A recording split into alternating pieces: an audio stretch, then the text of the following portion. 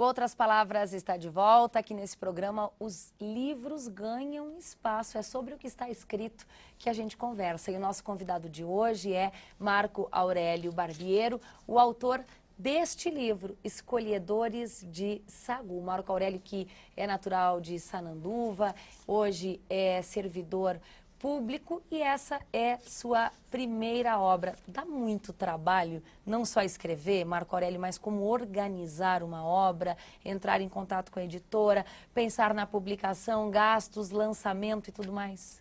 Dá muito trabalho. Escrever, na verdade, é a parte mais fácil de se fazer, né? Depois tem toda a parte de revisão, tem a parte de né, combinar com o editor, pagar é complicado. Pagar é pesado. Talvez um autor que tenha mais assessoria consiga fazer um trabalho assim mais rápido, mas no meu caso esse livro demorou quase 5 anos para sair, né? Agora, você tocou num ponto interessante, né? Os autores locais nos relatam da dificuldade, muitas vezes, de vender uma obra de quem é daqui. O autor que tem um destaque nacional, que tem uma grande mídia à sua disposição, encontra mais facilidade. Quer dizer, pensar no lucro da venda do livro é difícil. Eu acho inviável, assim. Raramente uma obra nossa aqui, eu converso com os outros autores, passa do boqueirão, né? Quer dizer, então a gente precisaria ter mais apoio, ter mais mídia, né? E outra coisa que eu percebo é o pessoal segrega nas livrarias autores passafundenses. Claro, isso é ótimo, né? O pessoal da casa e tal. Mas eu acho que algumas obras deveriam estar lá no meio, junto com as obras de outras pessoas, né? Pessoas famosas do lado, então, até a minha agora está do lado da Maitê Proença e tal. Eu acho legal que não seja criado um nicho, que a nossa literatura ela seja tratada de igual para igual. Ainda mais se a estante lá na livraria for bem no fundo da livraria, o que em muitos casos acontece, né? Isso é um problema. Porque o livro, nem sempre a pessoa vai lá procurando um autor, um livro específico. Às vezes, eu gosto de fazer isso, tatear no escuro. Esse livro aqui parece legal. Como presente para alguém, né? Tu puxa ele, dá uma olhadinha, talvez goste, né? Se ele estiver lá escondido, não vai ter esse contato. Até o Fischer, né, fez uns 2 semanas atrás sobre isso. Alguém, por acaso, por descuido, sabe-se lá por quê, vai lá e puxa um livro e pode gostar. Mas ele tem que estar à disposição, né, das pessoas. Bom, certamente você fez uma divulgação da obra por ocasião do lançamento, assim que ela ficou pronta, mas quem tiver interesse, Marco Aurélio, que contato pode ter para ter acesso a essa obra? Ela está sendo distribuída nas livrarias da cidade, né? Tem um site também que é dos autores aqui passafundenses, né? Que é o Projeto Passo Fundo. Sim, já fizemos reportagens sobre isso, com o falamos Zanetti, bastante, exatamente. Então lá também a gente tem à disposição. Eu brinco, até vou escrever uma crônica sobre isso. Eu tenho um exemplar na França, sabe? Minha cunhada mora lá, eu mandei para lá. Olha que maravilha, Viu? a Na família Europa, ajudando. né? Agora conta pra gente uma das histórias que tem aqui, Marco Aurélio, uma das crônicas, pode ser essa aqui, então, que é a primeira do livro. Deixa eu voltar aqui, já pulei aqui, a Farsa da Rua do Arvoredo. Essa é interessante. Eu geralmente começo uma crônica pelo fim. Eu só começo a escrever se eu sei como vou terminar. Porque o fim é o clímax. E essa aí eu comecei ao contrário. Eu estava em Porto Alegre num curso e fiquei num hotel na Rua do Arvoredo, que agora se chama, tem outro nome até. E um final de tarde, assim, com neblina, eu lembrei da história, né, uma história lúgubre, uma história, né, pesada, e pensei, será que a gente consegue contar a história pelo lado cômico, né? E aí eu comecei a fazer ela.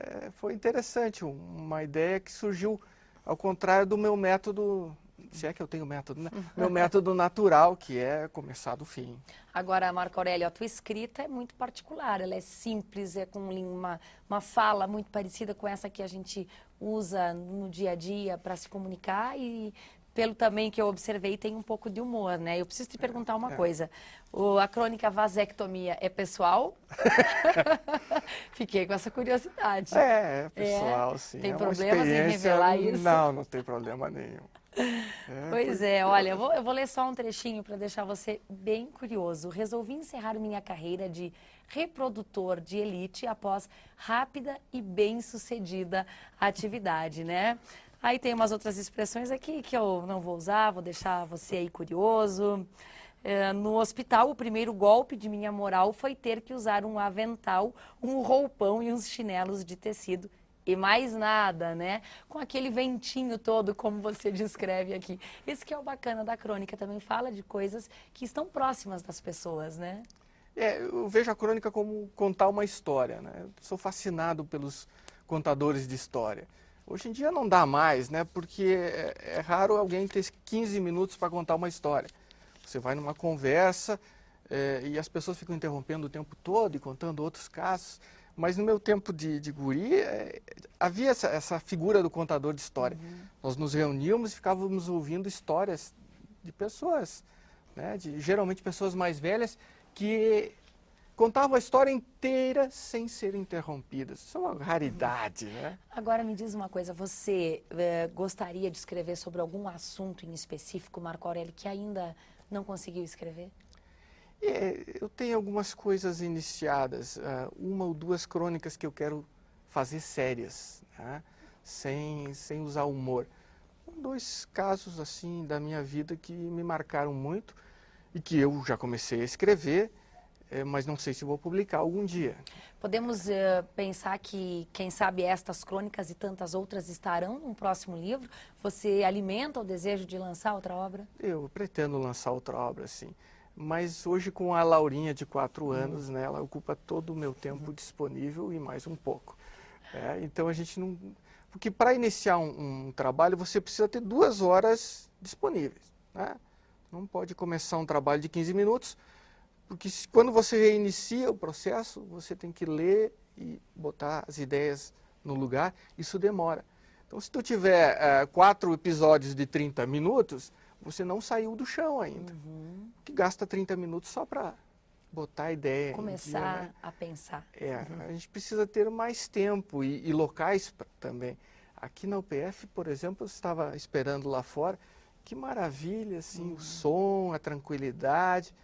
É um lugar para se escrever, viu? Um visual privilegiado, né? Muito bonito aqui.